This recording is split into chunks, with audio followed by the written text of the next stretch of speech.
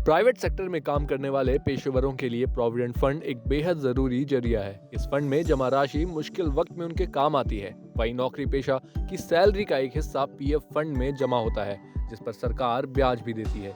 लेकिन कुछ लोग ऐसे होते हैं जिन्हें 5 साल से पहले ही अपने ईपीएफ खाते से पैसे निकालने की जरूरत पड़ जाती है।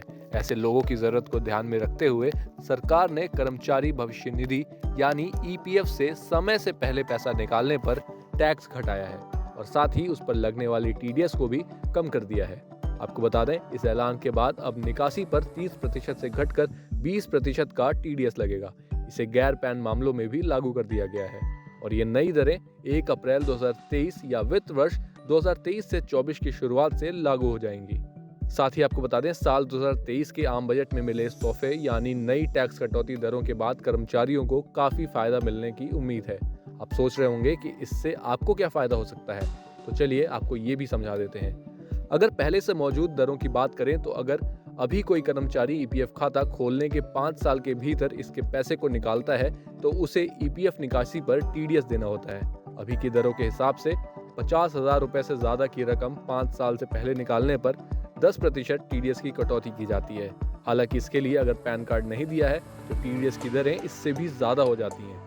वहीं पैन कार्ड नहीं देने पर कर्मचारियों को 30% की उच्चतम स्लैब दर से टीडीएस देना होता है, लेकिन अब सरकार ने इसी दर को घटाकर 20% कर दिया है। अब आपके दिमाग में एक सवाल आ रहा होगा कि ये तो बात 50,000 से ज्यादा की रकम की है, लेकिन अगर उससे कम पैसे आपको अपने अकाउंट से निकालने हो तो क्या होगा?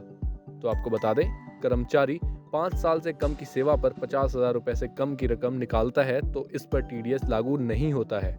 इसके अलावा वरिष्ठ नागरिकों के लिए 50,000 रुपए से ज्यादा की निकासी पर फॉर्म 15G या फॉर्म 15H जमा करके टीडीएस कटौती से भी बचा जा सकता है। हालांकि इसके लिए उनकी सालाना कमाई 2.5 लाख रुपए से कम होनी चाहिए। आपको बता दें, ईपीएफ खाते में कर्मचारी अपने वेतन का 12% हिस्से का योगदान करते हैं और इतनी ही राशि नियोक्ताओं द्वारा भी योगदान की जाती है। चलिए अब आपको पीएफ से जुड़ी एक और अहम जानकारी भी दे देते हैं। अब जैसे कि जमाना डिजिटल हो रहा है तो आप आसानी से घर बैठे ही पीएफ का पैसा निकाल सकते हैं। ईपीएफओ के मुताबिक ऑनलाइन सिर्फ 72 घंटे में पैसे निकाले जा सकते हैं। इसका प्रोसेस भी बेहद आसान है। कोई भी अकाउंट होल्डर 3 महीने की बेसिक सैलरी और महंगाई भत्ता के बराबर या पीएफ अकाउंट में कुल जमा 75% हिस्सा आसानी से निकाल सकता है। इसमें जो राशि सबसे कम होगी उतना ही पैसा आप निकाल सकेंगे। आपको बता दें, सरकार ने फाइनेंशियल ईयर 2023 से 2024 का आम बजट पेश करते हुए देश के टैक्स पेयर्स को आयकर में छूट का भी तोहफा दिया है। वहीं नए टैक्स स्लैब के तहत आप 5 लाख रुपए के बजाय 7 लाख रुपए तक की सालाना आय पर कोई भी टैक्स नहीं देंगे। यानी कि पीएफ और इनकम टैक्स दोनों ही तरफ से आम आदमी के लिए बजट खुशियां लेकर आया है। तो अगर आपके पास भी पीएफ से जुड़े कोई सवाल हैं तो कमेंट करके हमसे जरूर पूछें और ये वीडियो आपको कैसा लगा ये भी बताएं। फाइनेंस और बिजनेस से जुड़ी खबरों के लिए देखते रहें जागरण बिजनेस।